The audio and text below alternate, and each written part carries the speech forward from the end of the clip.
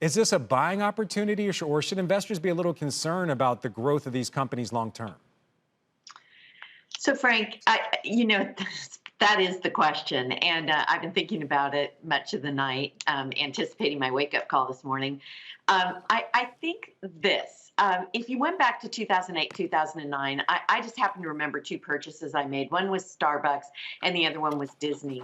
And if you bought either one of those companies then, Disney at like $18 a share and Starbucks at $4.50, it felt like a really dumb thing to do, but you would be up in line with the market about 450% for Starbucks, and I'm sorry, for Disney, and up 2,200% for Starbucks. Now, there's a very long time horizon, but what great companies go through cyclical problems like this.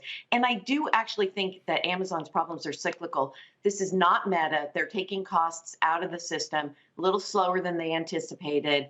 Consumer growth is a cyclical problem with the recession.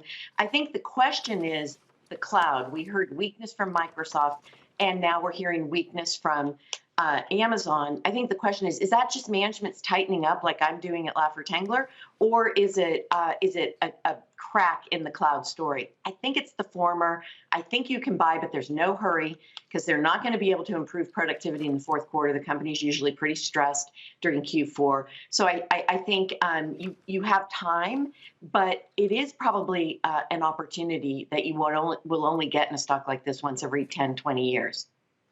Ivan, same question. Buying opportunity, or if you're a long-term investor, should you be a bit concerned this morning?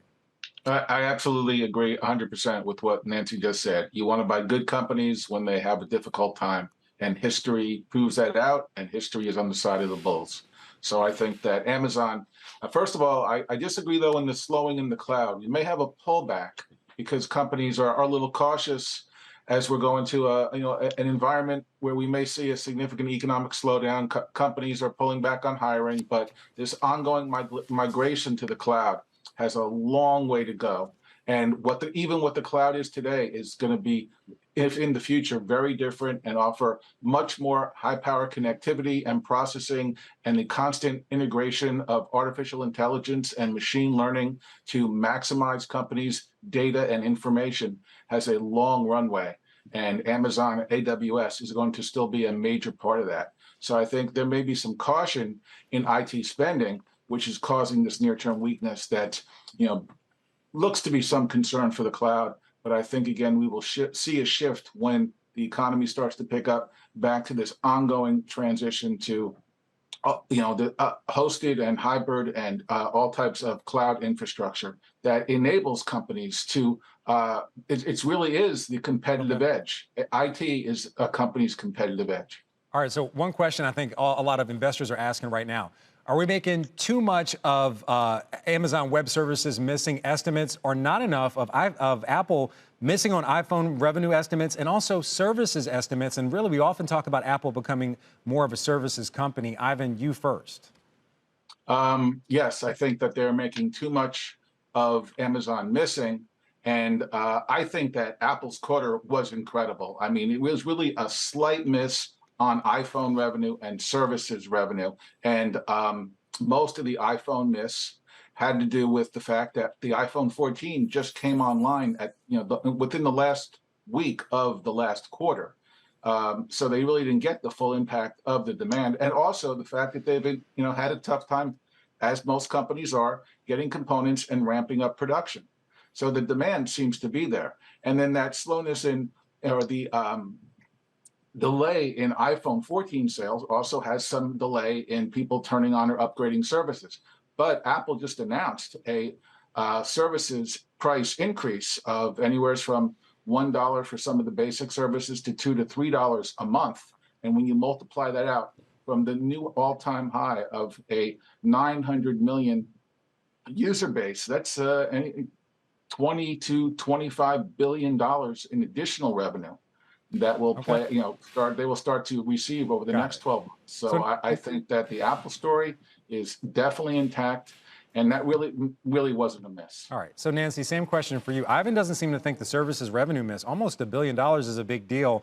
But we're talking a lot about the Amazon Web Services miss. Which one do you think is more of a story? Apple's misses when it comes to iPhones and services, or the AWS miss?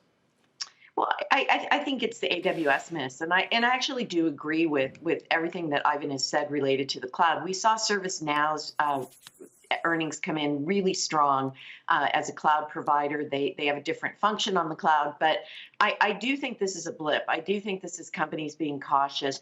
Of course, we're going to see a slowdown. I mean, there was a time when Azure was growing at 90%. So, this is law of big numbers. I mean, if you're getting a 30% growth rate in a major portion of your business, I think that's super important. And I also think that Amazon is somewhat analogous to Apple when we were accumulating our shares initially in 2013. You've got a leadership change, so the leadership's being tested. You have a company that really needed to cut costs, and I think they've demonstrated that, Amazon that is. And with Apple, I think it's important to point out what Ivan did point out, which is it's really a supply constraint story as it relates to the iPhone rather than demand. And services sort of follows that growth. So we had said in the 2013, 14, 15 period that, when people were saying Apple was just a handset company, we were saying it was all about services. I think, it's inevitable to see some slowdown, but the margins in that portion of the business are huge. And the ecosystem is very important, I think, and should not be underestimated. And if you sort of analyze that against Amazon, I think Amazon Prime is going to surprise investors as we move forward. I mean, even I was watching Thursday Night Football last night on Amazon Prime. So I think there's a lot of opportunity. It's just a recalibration, and just don't be in a hurry. Be disciplined. If you have a 3 to 5 to 10 year time horizon, these are times when you should be picking away at these stocks.